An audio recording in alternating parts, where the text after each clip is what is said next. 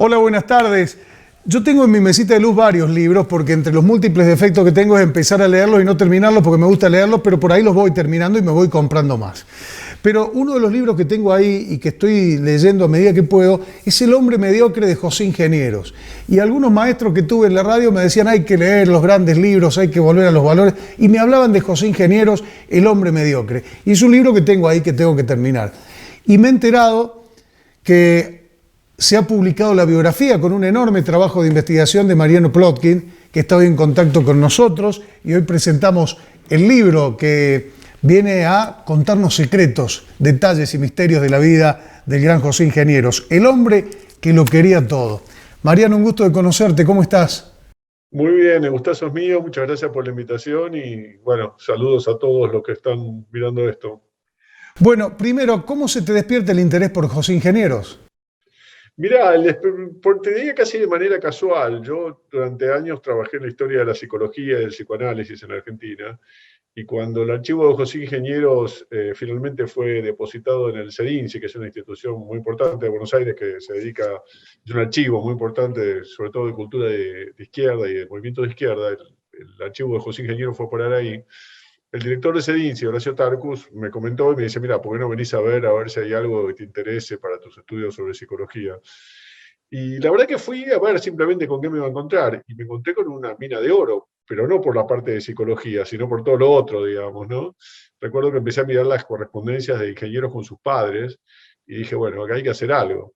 Y fue curioso porque yo pensé que, dado que este depositorio es público, iba a haber muchísima gente interesada en escribir biografías de ingenieros, pero hasta ahora, que lo sepa, la primera, a mí es la primera, así que espero que haya otras y que modifiquen que la mejoren, pero hasta ahora, hasta donde yo sé, esta es la única. Bien, la pregunta es, ¿José Ingenieros dejó descendencia? Mirá, no, José Ingeniero es un caso muy particular. Vos decías, hablabas del libro El hombre mediocre, creo que es su libro más leído, más popular. Y es un libro que si uno lo lee desde la perspectiva de hoy, es medio indigerible. Es un libro lleno de conceptos antidemocráticos, racistas, digamos. Tiene un montón de cosas que lo hacen hoy muy difícil de tomarlo como una fuente de inspiración, digamos, ¿no? José Ingeniero no dejó de descendencia, como vos me decís, porque buena parte de sus ideas ya nacieron obsoletas en el momento mismo que las formulaba. No todo, es decir, yo creo que hay cosas escritos de él que son fantásticos y que son útiles hasta el día de hoy, sobre todo su parte más histórica, no sociológica, su trabajo de historia, ¿no? Ahora, sus trabajos de psicología, sus trabajos de filosofía, sus trabajos incluso de sociología, quedaron muy aferrados a lo que esas disciplinas eran en el siglo XIX. Y de hecho, cuando Ingenieros muere, sus propios discípulos más directos y colaboradores decían exactamente eso. Decían, bueno, Ingeniero es un gran hombre, pero no podemos tomar demasiado en serio lo que escribió sobre psicología, porque ahora ya sabemos otras cosas, lo que escribió sobre sociología, lo que escribió sobre filosofía.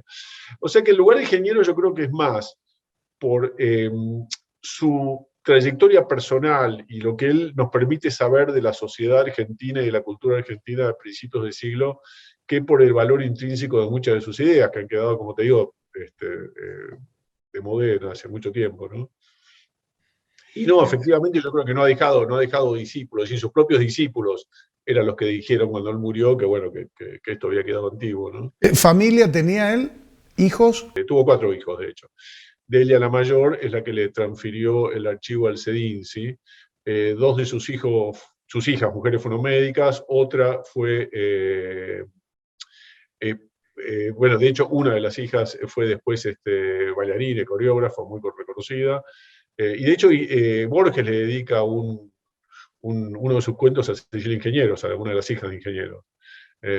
Así que también estaba en el mundo, digamos, intelectual. La hija mayor de Elia después se hace maga, digamos, y de hecho tiene una autobiografía donde ella se presenta como maga, a pesar que era médica, ¿no? Así que, bueno, en fin, hay toda una historia ahí, familiar también, una saga familiar interesante.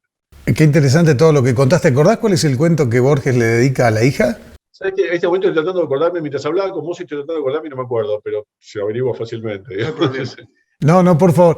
Es muy interesante todo lo que contás. Yo voy anotando porque te quiero preguntar esto. Acá me viene entre tanto torbellino de preguntas que quiero hacerte.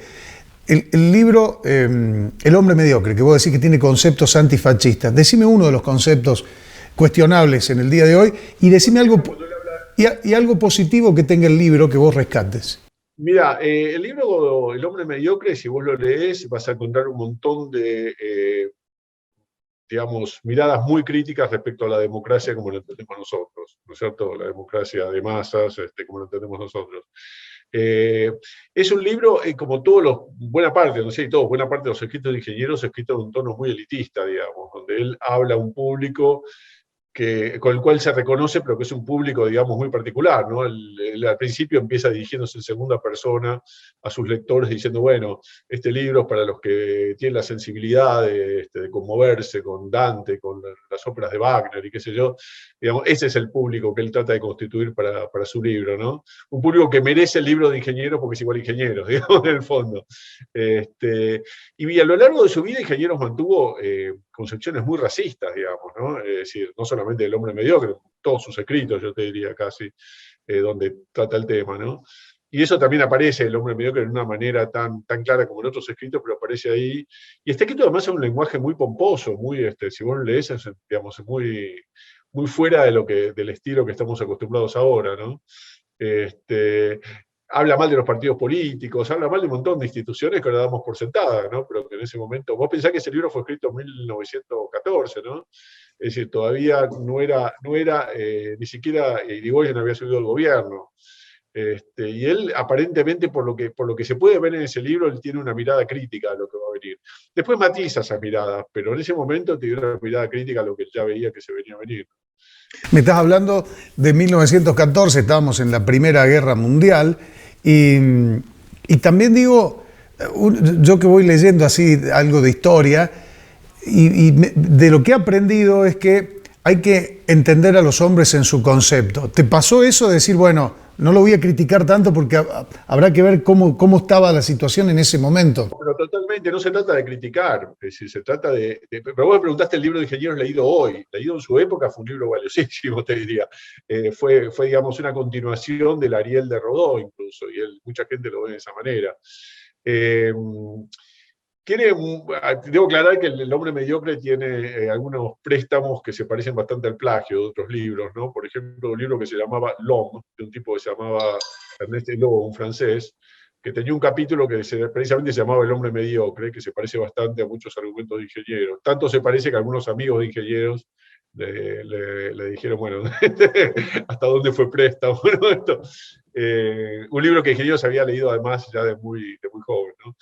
Pero no se trata de eso, es decir, no podés juzgar hoy un libro escrito en 1914 con los parámetros, es decir, con los parámetros actuales. Ahora, si vos me decís que vos lo estás leyendo ahora, yo te preguntaría qué es lo que vas a encontrar vos en ese libro. Ahora, obviamente la gente que lo leía en 1900, creo que es del 13, no es del 14, bueno, pero esos años, obviamente entendía otras cosas, porque su mundo era diferente, porque su marco conceptual era diferente, porque muchos compartirían muchas de las ideas de ingenieros también. Así que no se trata de juzgar con los parámetros de hoy, porque sería injusto. ¿Quién sabe cómo nos van a jugar dentro de 100 años? ¿No? Así que no ese es el tema. Lo que digo es que un libro, me llama la atención de ese libro en particular, que yo he dado seminarios sobre ingenieros y mis alumnos lo leían y decían que les parecía fantástico. Yo les preguntaba qué es lo que les parecía tan fantástico, ¿no? Leído desde 2017, 2018, ¿no? A ver, el concepto o la opinión de este humilde lector, que no tengo ningún calificativo que me haga especial, y quizá por eso lo tenga ahí relegado, no me resultó un libro tan ágil de leer o tan atrapante. Y me decía por todo eso que uno escuchaba, tengo que leer a José Ingenieros, ¿viste? En eso de recuperar cosas importantes. Yo te diría, tenés que leer otras cosas de José Ingeniero, que son mucho mejores. Tenés que leer sus textos, por ejemplo, sobre la sexualidad, muy anteriores. Tenés que leer la historia de las ideas argentinas, que es un libro realmente gordo, muy bien elaborado, sobre todo algunas partes. Qué sé yo, hay otros escritos de ingenieros que me parece que son más más valiosos y más vanguardistas que el hombre mediocre, ¿no? Que además Ingenieros, el hombre mediocre lo escribió en un momento de crisis personal, digamos, donde él se sentía que había llegado a los límites de sus posibilidades de ascenso social. Y el libro también es una respuesta a eso, ¿no? Él está en Europa, se fue a Europa en parte porque se había peleado con el presidente Sáenz Peña en una pelea que, digamos, él organizó, y en parte porque ya hacía años que venía diciéndole a los padres que no se sentía de todo cómodo en Argentina, que sentía que había llegado a los límites de sus posibilidades. Entonces, El hombre mediocre también es una respuesta a eso, es un libro que tiene algo de respuesta a su crisis, la propia crisis existencial, ¿no? que vivía en esos años. Lo escribió en Europa el libro. Entonces, bueno. Como todos los libros de ingenieros, en realidad tiene una historia, porque ya venía escribiendo, muchos de los capítulos eran clases que le había dado en la universidad, o eran textos que ya había publicado antes, pero algunos no, particularmente el que le dedica a Sáenz Peña, donde lo trata de mediocre con todas las letras, digamos, ¿no? De hecho, hay una nota a pie de página que después él saca de ediciones sucesivas, donde dice que así como el gran nombre para digamos, según su concepción era Sarmiento, estaba claro que el hombre mediocre era quien en ese momento presidía la República Argentina. Pero más allá de ese episodio, digo, el libro responde a muchas otras cosas, responde a su propia incapacidad de terminar de insertarse en las élites dirigentes, termina en su insatisfacción con la situación en la que él mismo se encontraba. Él, digamos, quiere salir del mundo de la ciencia y la medicina y se da cuenta que le resultaba muy difícil, que se lo tomen en serio, digamos, ¿no? En otros ámbitos. Finalmente, él se identifica a sí mismo, y así le escribió a su padre, como un siciliano venido en tercera clase. Así se veía a sí mismo. Y se da cuenta que eso le impone un límite, más allá de su inteligencia, que es absolutamente indudable y superlativa, más allá de su cultura, esa situación le impone un límite, ¿no? Y eso es lo que él está, en parte, reflejando en El hombre mediocre. Me dijiste una frase que tenía anotada para preguntártela, una expresión de ese siciliano que vino en tercera clase. Voy anotando lo que me decís, Historia de las ideas argentinas como libro para tener en cuenta, y destacás la inteligencia. Pero vamos a seguir conversando de todo esto en el próximo bloque, si te parece, Mariano, ¿puede ser? Vale, buenísimo. Señoras y señores, se ha presentado la primera biografía de José Ingenieros. Y aquí está con nosotros uno de los hombres, o el hombre quizá que más sepa de José Ingenieros hoy por hoy en la Argentina. Hacemos una pausa y seguimos conversando con él. Ya venimos.